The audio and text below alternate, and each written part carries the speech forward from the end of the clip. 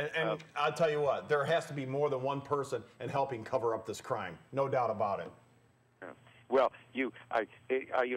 cover-ups can be deliberate, and cover-ups can be a matter of outright negligence. Let's just put it this way: the district attorney, Alex Hunter, was known for being the most liberal district attorney in the United States of America. Now, I myself am not the most prosecutorially minded forensic pathologist, coroner, medical examiner in America, and I testify for the defense most of the time outside my own jurisdiction, where I'm always testifying for the prosecution.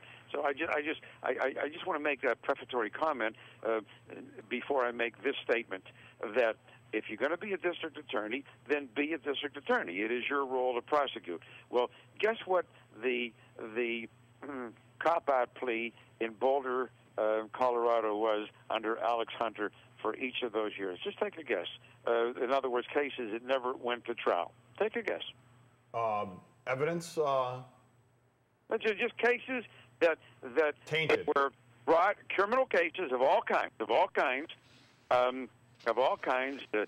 petty robbery, burglary, armed robbery, armed burglary. This was the only murder, by the way, which is another interesting point. Ever in Boulder. Unbelievable, isn't it? The Boulder police were no more qualified to handle this homicide investigation than I would be, just because I have an MD degree, to go in and do coronary bypass surgery on somebody. There's a specialty, which Jeff is well aware of, and they didn't call in the Colorado Bureau of Investigation. They didn't call in the Denver homicide detectives, who are so skilled and competent and experienced. They handled it themselves, and I repeat, this was the only homicide in the entire city of Boulder that year, and maybe one or two in each of the preceding years. But getting back to Alex Hunter, well, I'll tell you what his cop-out rate was about 99%. In other words, of all the cases in Boulder, Alex Hunter found it necessary only to go to trial for about 1% or so. Does that give you an idea what kind of a district attorney he is? So he buys into it. You've already talked about the fact you're dealing with a multi-millionaire. Right. And then you talk about, we already touched upon the fact that these attorneys were brought in, and then they immediately reach out and they grab other people, former FBI profilers. They reach out for other people in DNA, and so in other words, spend a lot of money. Kind of preempt the field. Yeah, you know what I mean? Well, the money is one thing. You know what I mean? Sure. That's a game that I'm well familiar with. I've been involved in that. I know how that game is played. You reach out and you get the top experts on your side. You follow me? And then you have the coroner out there. He does the autopsy, and now we get to the autopsy. You want to talk about that? Well, doctor, a real quick question about before we get into that. Yeah. With the autopsy, obviously I'm jumping ahead of ourselves here a little bit, but what came out, I guess, Patsy Ramsey's, she passed away, and then was it before, it was after that this prosecutor came out and said they apologized to the Ramseys for putting them through this. Yes, that was the former district attorney. You're quite right. She's now out of that office. There's a new district attorney, and the question is, and I don't know just how serious they are and what they're doing about it. They're supposedly looking into the case, but what you just said, Jeff, you're right. That former district attorney came out and apologized. She said that there was something new with DNA. There's nothing new. What she talked about was just a how shall I say, some slight improvement on DNA in terms of being able to do the testing with a more minute amount of material. That's the question I had. Supposedly, and I've discussed this with Henry Lee and other people and so on. The fact that they found some DNA in the underwear. Well, guess what? Next time you get a package of newly purchased underwear or socks or shirt, you take it in somewhere as a little test if you want to spend the money, and if you don't find somebody's DNA in there, what do you think? It's all handled by there's no human beings in there. So you're talking, Dr. Reich, you're talking about this unknown DNA that they brought out. I remember reading that. I read about that, and I saw the news that there was supposedly unknown male DNA found.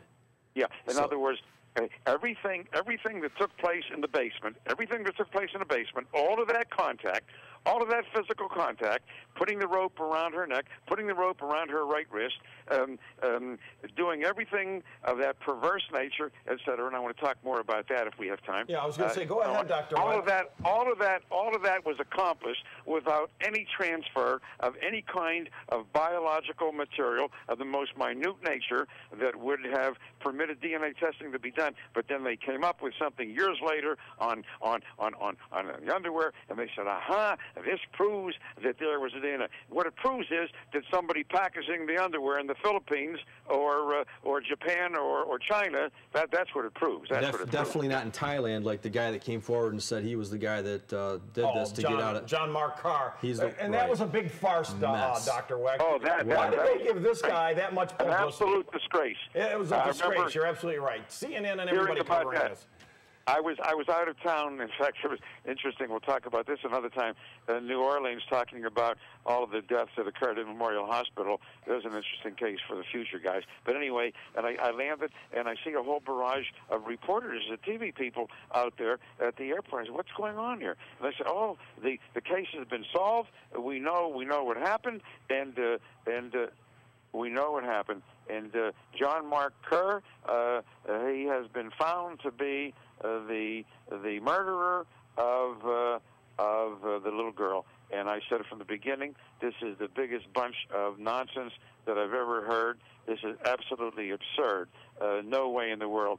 And think what a disgrace it is to have said that he ran. And I mean, but this gives you an idea of what they will do out there. They will go to any lengths, those people who are interested for all their reasons in covering up. And I'm not suggesting any kind of grand conspiracy in the sense that people sat down and said, okay, this is what we're going to do and so on. But I mean a cover-up more based upon now personal pride, professional pride, failure to have done what they were supposed to have done, and so on. That's what I'm talking about. Cyril, this is a two-parter. We'll be back later on for part 2. This is the first time we've ever gone 2 parts because this is such an extraordinary case. In the remaining 30 to 45 seconds, and again, then we'll pick up in part 2 next week. Could you tell us why that Steve Thomas, the police officer who wrote a book, why his publisher kind of folded and settled with the Ramseys? Well, you know, they leaned on Steve Thomas terribly, and they tried to ridicule him and disgrace him in every single way, and they drummed him out of the chorus, so to speak. They did everything that they possibly could because Steve Thomas had the courage and the professional decency and ethics to talk about this thing in a sense of reality. Yeah, it was disgraceful, just disgraceful what they did to Steve Thomas. Yeah. So we're down to our last few seconds. Will you come back for part 2? Yeah, I'll be pleased to. Absolutely. That'll do it from Right From the Author. For Jeff Hansen, I'm Joe Cochran. Thank you to Cyril Reck. Don't forget, part 2 of this will be coming up in the future. We'll see you next time on Right From the Author.